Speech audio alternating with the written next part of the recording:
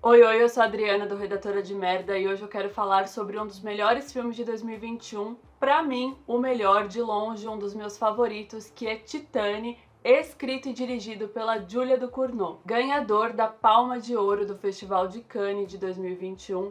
Foi exibido apenas em festivais e mostras de cinema e agora está entre nós. Titane está disponível na plataforma da MUBI, que inclusive me convidou para falar sobre esse filme selvagem e intenso com vocês, algo que eu já queria muito, então me deixou feliz demais. Para quem não conhece o streaming da MUBI, agora temos aqui um link que dá acesso a 30 dias grátis para novos assinantes. Dá uma olhada na descrição, tem o link tudo certinho, tempo para conhecer, para testar, aproveitem.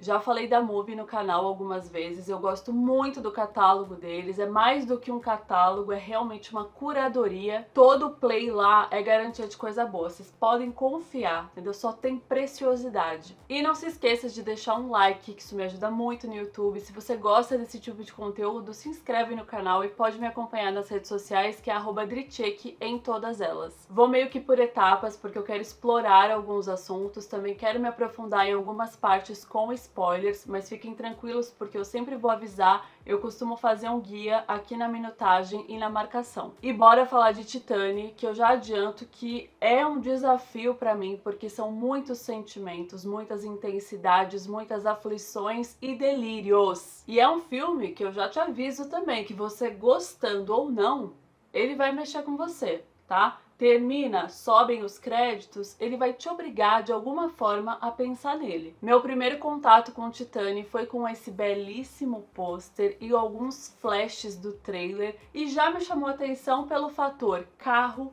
e corpo. E aí quando eu vi quem era a diretora maravilhosa, Julia Ducournau, eu imaginei a probabilidade da gente ter um grande desgraçamento e também um filme ali para compor o novo extremismo francês, que é aquele movimento francês que apresenta filmes mais pesados, o qual sou apaixonada. Dramas mais íntimos, uma violência mais brutal, mais gráfica, sangue, mutilações. O primeiro longa-metragem da Julia Ducournau é o Grave, o Raw, de 2016, e nele, eu não vou dar nenhum spoiler, basicamente a partir de um gatilho a personagem começa a ter desejos incontroláveis. Recomendo com força também. Titane conta a história de Alexia, que é interpretada pela Agatha Rousselle, que na infância sofreu um acidente de carro e a partir disso ela começou a portar uma placa de titânio em seu crânio e uma cicatriz atrás da orelha. Esse acontecimento se torna parte de sua vida, obviamente, mas também adiciona algumas peculiaridades à sua pessoa. Por exemplo, logo que ela sai do hospital, ainda criança, a primeira coisa que ela faz é acariciar, abraçar o carro no qual ela sofreu o acidente. Ali começa uma paixão por automóveis e metais, e ela aparenta se manter desassociada da parte humana, sua e das outras pessoas. Parte máquina, parte mulher, e é esse híbrido que vai sendo desenvolvido ao longo do filme. Num dado momento e necessidade de fugir, ela finge ser Adrien, o filho desaparecido há 10 anos de um bombeiro chamado Vincent, que é interpretado pelo Vincent Landau. Eu juro que essa é a sinopse mais básica que eu poderia dar para quem quer saber o mínimo, e eu diria que esse filme, quanto menos você souber, melhor. Uma característica do trabalho da Julia Ducournau é a transformação corporal de seus personagens. Existe um drama tão intenso que se manifesta de forma física, que é a característica básica do horror corporal. E ela faz isso com maestria. Ela faz isso em Grave, seu primeiro longa-metragem, como eu mencionei antes, e voltando alguns anos para 2011, chegamos em Júnior, seu primeiro curta, e nele a personagem é uma pré-adolescente que está passando por toda aquela fase de mudanças físicas e mentais. Essa época de transformação, conhecida por todos nós, ganha ênfase e êxtase a partir da metamorfose que a diretora proporciona à sua personagem. É um curta de 20 minutos e eu digo pra vocês aqui que ele está disponível com exclusividade no catálogo da MUBI. Só dá aquele play. Agora, só uma curiosidade do mundinho do Ducournau, tanto Grave quanto Júnior são histórias diferentes,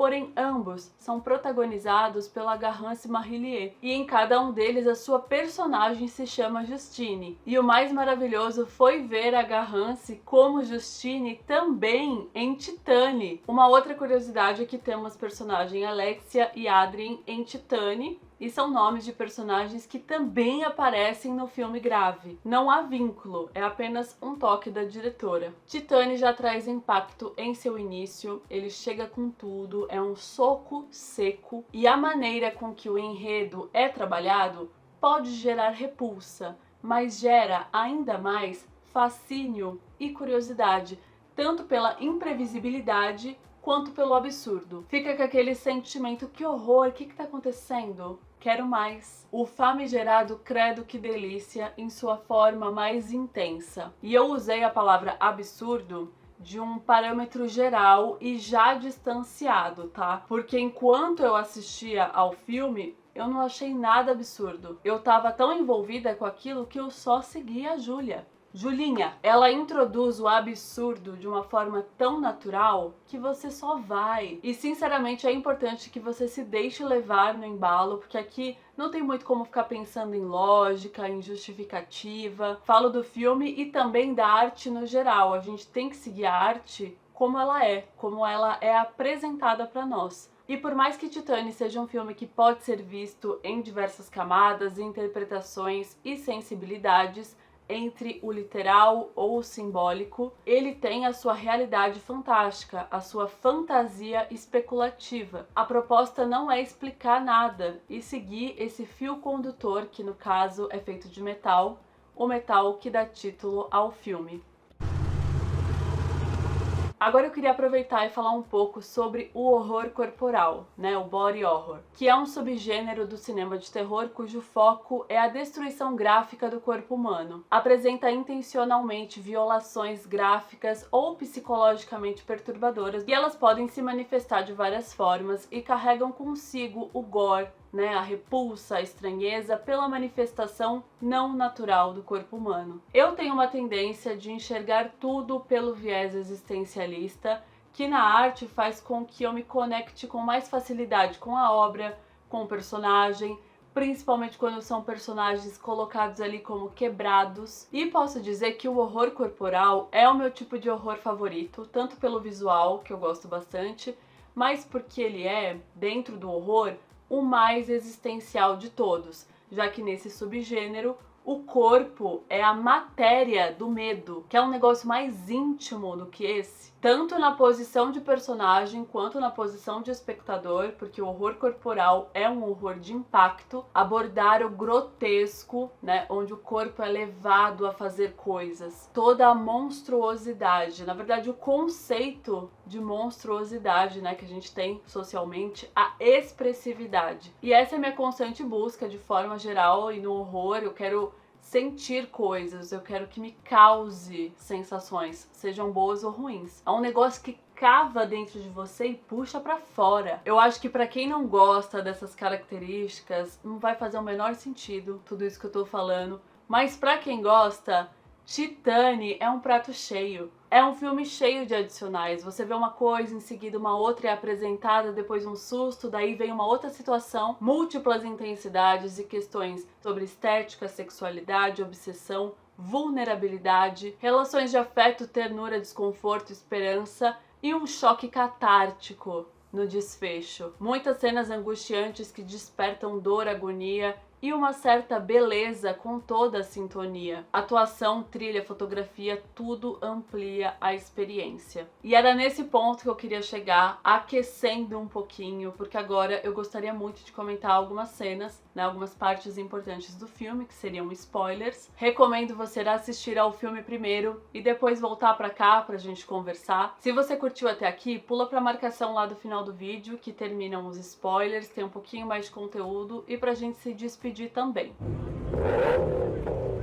O interessante de Titane é que ele começa no clímax, ele começa frenético, ele começa lá no alto. A primeira metade, talvez um pouquinho menos, num ápice, né? A gente tem sequências memoráveis. E eu tô falando isso não é porque ele cai depois, né? Ele só está mudando. se divertindo à sua maneira e revelando a sua verdadeira essência. Ele diminui esse ritmo para abrir espaço para o drama, mas ele não para. Titane te dá mais a todo momento. Até porque são muitas coisas para assimilar. A gente tem um acidente, tem a placa na cabeça, aí de repente uma revelação, né, que temos uma serial killer, a atração pelo metal, uma mulher que engravida de um carro, um bebê nascendo com titânio. Se você só soltar essas palavras-chave para alguém, a pessoa vai falar: nossa, mas que filme maluco. E ele é. Alexia revela que a sua paixão, a sua atração por carros, por metal, é muito mais forte do que imaginamos no primeiro momento. Já adulta, depois de uma apresentação, que ela trabalha como modelo, dançarina num showroom de muscle cars, amo aquele grande salão do automóvel, tendo assassinado um cara obcecado por ela ali com um palito de prender o cabelo, depois que ele a forçou a beijá-lo no estacionamento. Alexia tomando banho, tá de boa, percebe um tranco, um som. O famigerado Cadillac em chamas ligou seu motor e acendeu seus faróis como se fosse um chamado que ela atende e vai até ele, despida, entra no carro e temos a cena de uma relação sexual entre uma mulher e um carro. Desse ponto em diante, o que temos é caos. Já rolava uma prévia antes, mas que ganhou potência quando ela faz um teste de gravidez, não aceita o resultado do teste, mata várias pessoas seguidamente de forma brutal, coloca fogo na própria casa com os pais dentro e se torna uma foragida. Para fugir da polícia, ela tem a ideia de tentar assumir a identidade do Adrien, o garoto desaparecido, e aí que temos uma virada na jornada que vai tomar outras formas e agregar novas interferências por parte desse pai desesperado pelo filho que até então estava anos desaparecido. Como se a partir de uma grande explosão caótica, a potência começasse a ser cadenciada no enredo. O Vincent, que é o pai do Adrien, é o capitão, chefe dos bombeiros, pra mim soube desde o primeiro momento que a Alexia não era o seu filho, mas ele a acolhe como se fosse. Ele tem a oportunidade de fazer um teste de DNA para saber, para ter certeza, mas ele recusa.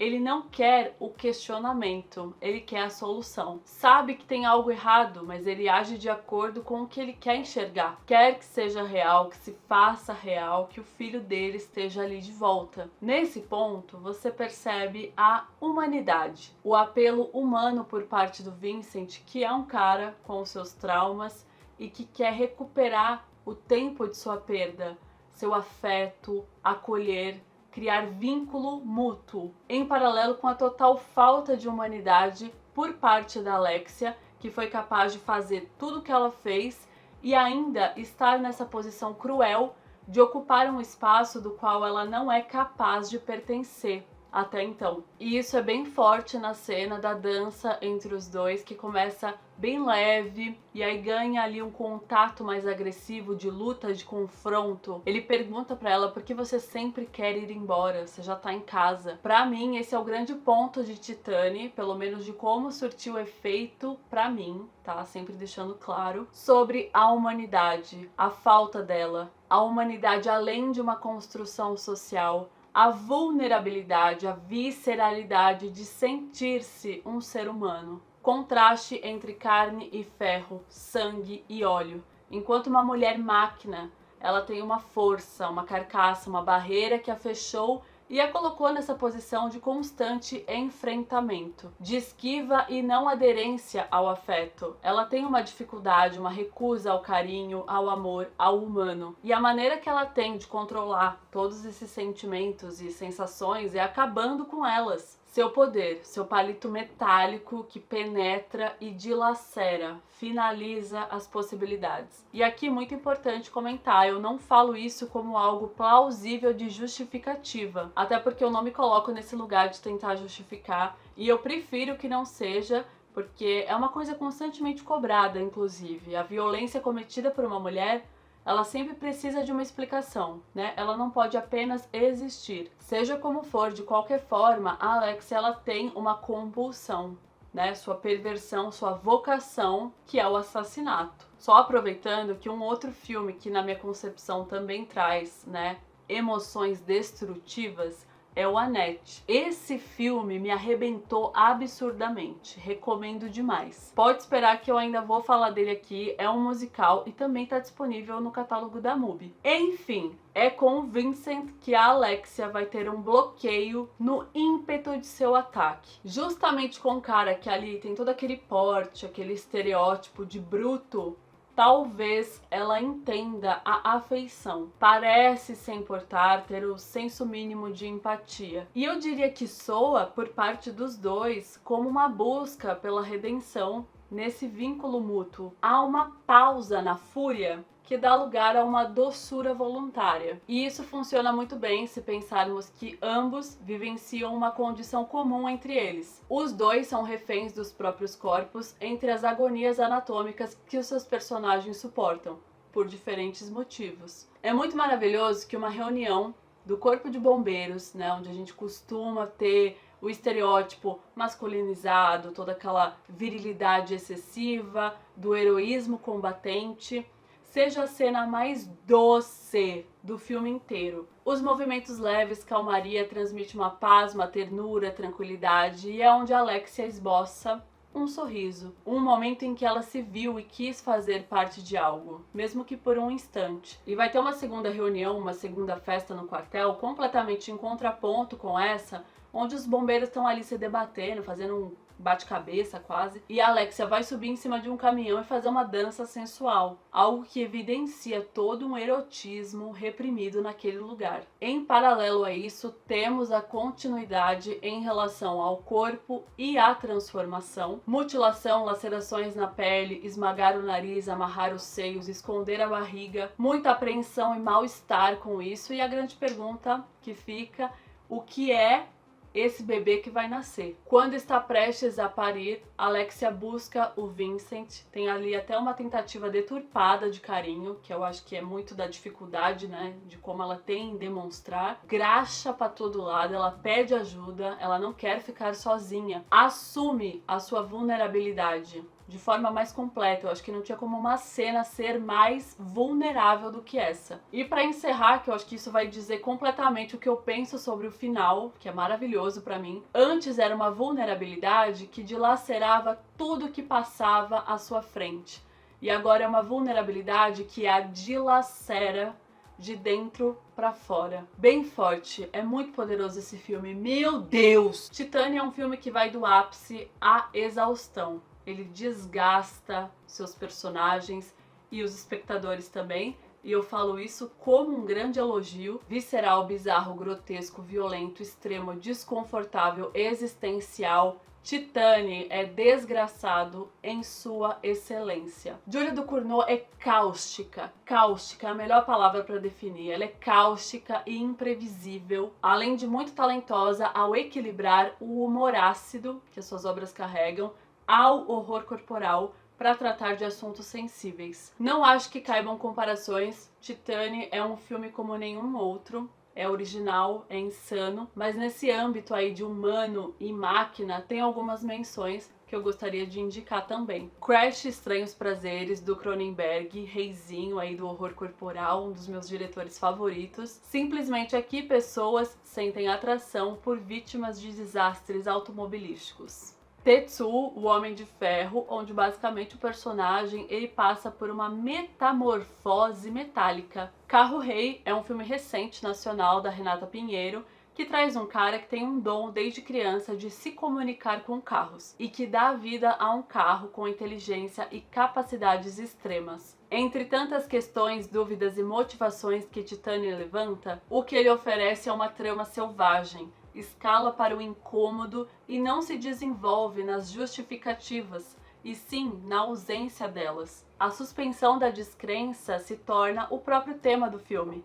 Particularmente aprecio e muitas vezes prefiro. Titane tem uma fisicalidade feroz. As cicatrizes marcadas, as punições, os hematomas, os fluidos corporais que se voltam para óleo e graxa. E apesar de ser horror corporal, o filme também é uma celebração do corpo e do vínculo entre prazer e dor, agonia e êxtase. Essa fusão, inclusive, prova ser válida também para laços familiares e relações humanas. Eu acho que era isso um pouco do que eu tinha para falar e espero que vocês tenham gostado desse conteúdo. Assistam a Titane, reassistam Titane. Todos os detalhes aqui na descrição, a gente continua conversando nos comentários. Um beijo e até a próxima. Aqui estão mais 2 vídeos que talvez possam te interessar. Isso é claro se você ainda conseguir ouvir o som da minha voz, né? Porque ele é um pouquinho irritante, eu falei pra caramba nesse vídeo, meu Deus do céu. Brincadeiras ou não, à parte, se você curtiu, deixa um like no vídeo e se inscreve no canal para acompanhar novos desgraçamentos.